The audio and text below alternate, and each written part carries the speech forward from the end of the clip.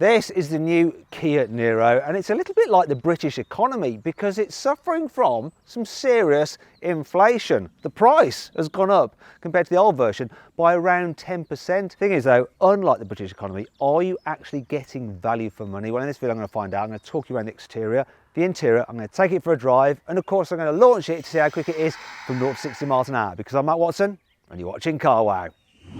Buy, sell, CarWow. Let's start this video by talking about the design of the new Kia Niro. So from the back it looks really cool. I do think this light design is a bit like on a Volvo, though this is interesting. Look, there's a vent there and a vent there, and it improves airflow down the side of the car to improve the efficiency. Can you see what they've done here? You can get optional grey paint on this part, so it looks like the side blade on an Audi R8, a crappy side blade on an Audi R8. I wouldn't specify that.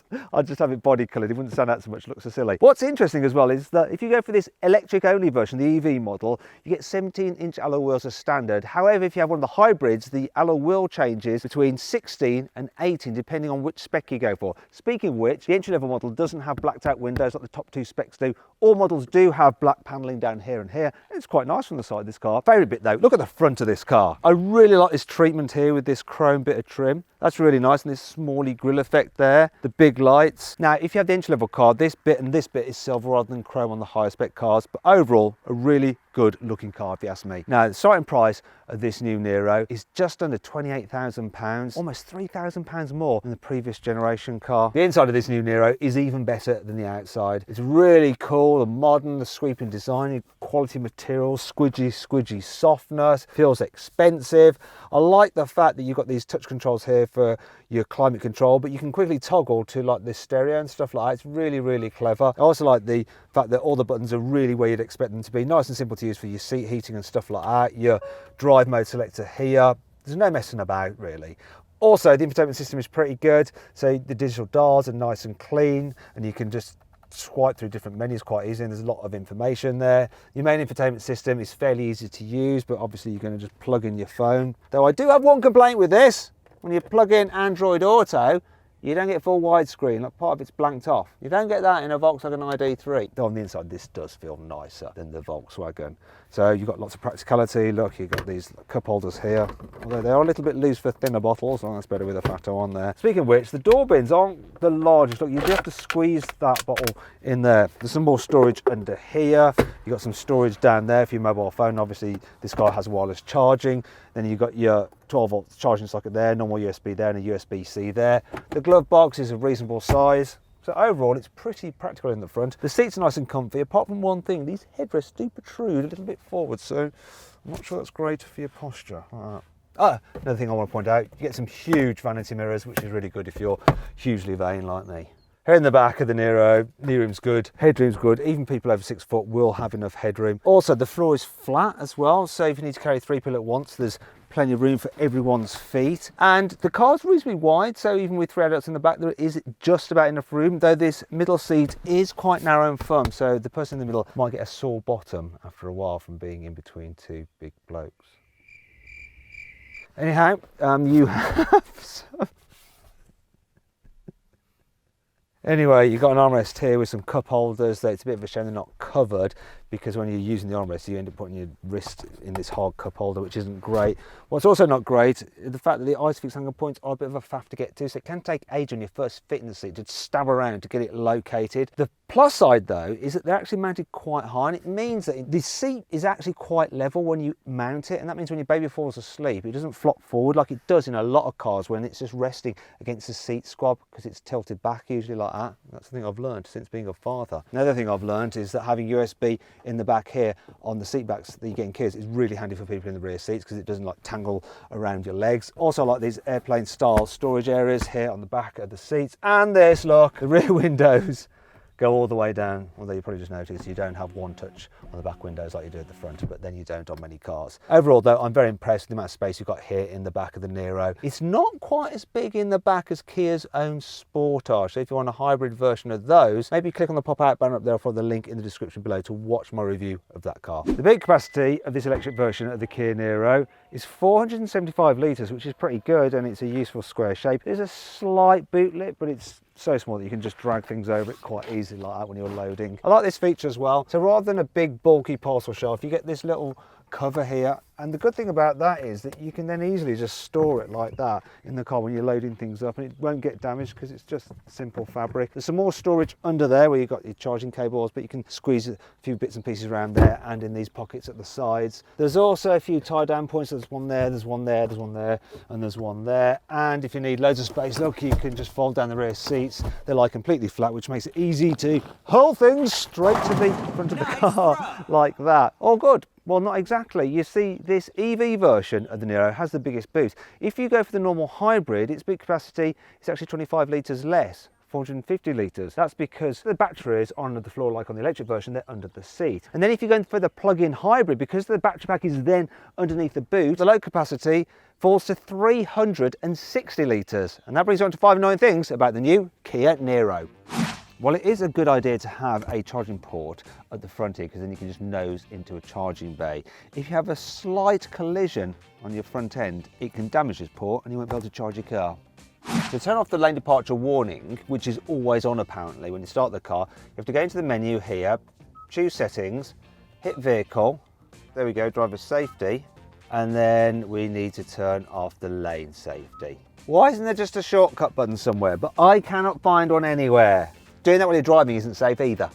Hybrid versions of the Kia Niro can tow up to 1,300 kilos. However, this e-Niro full electric version can only tow 750 kilos. If you're the kind of person that likes to have their steering wheel low, there's a bit of a problem here in the Niro because the top of the rim actually blocks off part of your speedo.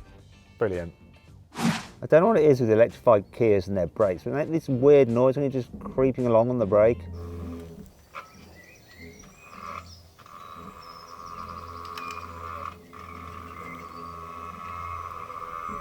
What's that all about?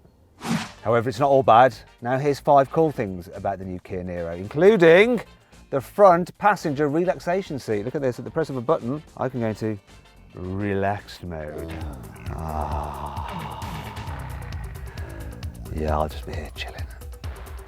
The Niro has something called vehicle to load, which effectively means that you can plug in household appliances and run them off your car's battery, such as a kettle. Look, I'm actually boiling a kettle from my car.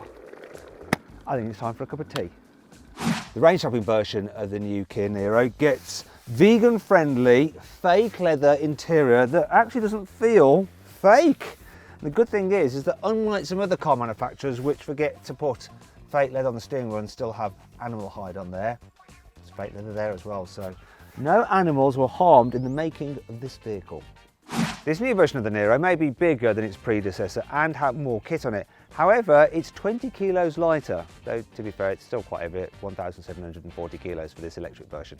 The hybrid versions of the new Niro use their satellite navigation to work out when they're close to a hospital or a school. And if they are, and they have enough battery power, they will run in electric only mode and cut their engines so that they reduce the amount of emissions they emit when they're near sensitive people. Now let's talk about the engines. So the normal hybrid has a 1.6 litre turbo petrol mated to electric motor, drives the front wheels via a 6-speed automatic gearbox, and it puts out 139 horsepower. Then there's the plug-in hybrid, which has the same setup, but it's got a bigger battery on it, and in fact it can do 40 miles on electric power alone. Also has a slightly bigger electric motor as well. As a result, it has 180 horsepower. Finally then we come to this electric only version. So instead of a petrol engine, it's got a motor driving the front wheels with 201 horsepower. And because an electric motor takes up less room than an internal combustion engine, you then have this little area of storage here under the bonnet. Look, where you can keep your cables for charging. Speaking of which, you can charge it to 80% full in about 45 minutes. Now Kia says the range of this car is 285 miles on a full charge. So I've been driving it around and I've averaged 4 miles per kilowatt hour. When you do the maths, that works out to a real world range of 260 miles, which is actually pretty decent. Right, let's see what this new Kia Niro is like to drive. This is the electric only version, so I'm going to give you my impression on this. First thing I can tell you is the suspension. Sometimes on electric cars it can feel overly firm, but actually on this one they've got it just right. It's a good balance. So it deals with bumps well. Yeah, it's not too soggy. When you go into a corner, the car doesn't lean really badly. Look, it stays nice and flat. The steering is responsive. So too is the electric motor. you put your foot down, it just picks up really nicely. So much so that I freaked the safety systems out. So I almost crashed into the back of the car that I'm following, which is filming me. I didn't almost crash, I know it's there. One thing that I'm constantly reminded that's there is that lane departure warning, which is an absolute blooming nightmare. Maybe I should drive in lane then, eh? I can't be bothered to disengage it, like I said already. It's so much of a faff. Anyhow, as you're going through town, this car, yeah, visibility is good. You see it higher than you do in like a normal hatchback. It's not full SUV height, but the view forward is good and the bonnet drops away, so you've got a good idea where the corner of the cars are. If you're at the back, that's pretty reasonable, and you've got some big door mirrors as well. It's a reasonably quiet car to travel in. Obviously, there's no sound from the engine on this particular version because it's electric only. One thing you do notice though is when you go over bumps, you hear a bit of a clonking sound from the suspension. There it is. Now, one of the problems with some electric and hybrid cars when you're driving around town is that the regen effect of the brakes can make them feel a little bit grabby when you first touch the pedal. This is nice and progressive though, and you've got 4 different stages of regen, so completely off, so the car will just coast to full on I-pedal, they call it. It's one pedal drive, so I can lift off the accelerator and the car will come to a complete standstill. You don't have to touch the brake at all. It's really good in town, maximises your efficiency, so you recoup every last bit of energy as you're slowing down, and it means you don't actually have to use the friction brakes at all. Last thing for me to check, turning circle. So it's 10.7 meters, which is slightly better than its key competitors. I'm just going to go around this mini roundabout once, see what it's like. Look, can I go all the way around? My angle into it was really bad, but I still think I'm going to make this without hitting the alloy. Yep, did it. Thanks for waiting, it's very kind of you. It really helps when you're just driving around town, going to like multi-storey car parks, which are very narrow, all that kind of stuff, and for when you're parking. And if you're taking it on long journeys, it's really good that this particular version, you can get it with automatic cruise control, which will keep you a safe distance from the car in front, and it'll auto steer as well to keep you in lane. Then, I don't mind the auto steer function, but when I'm just driving normally like this, it's not doing it now. It's classic. Doesn't do it when you want it to. I've weaved across the white line hoping for it to go off, but no, it won't do it now. Kia says this electric version of the Niro can do 0 to 60 in 7.8 seconds, but I'm going to find out for myself from my specialist timing gear up here. I'm going to launch it now. Takeoff isn't that quick, but then it builds quite nicely. Then it really starts to go. What are we doing? 0 to 60, 7.83. Bang on the money. I'll take that.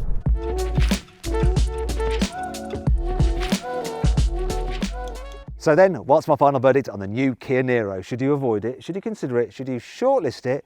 Or should you just go right ahead and buy it? Well, I reckon you should shortlist the Niro. It may have gone up in price, but you are getting quite a lot for your money.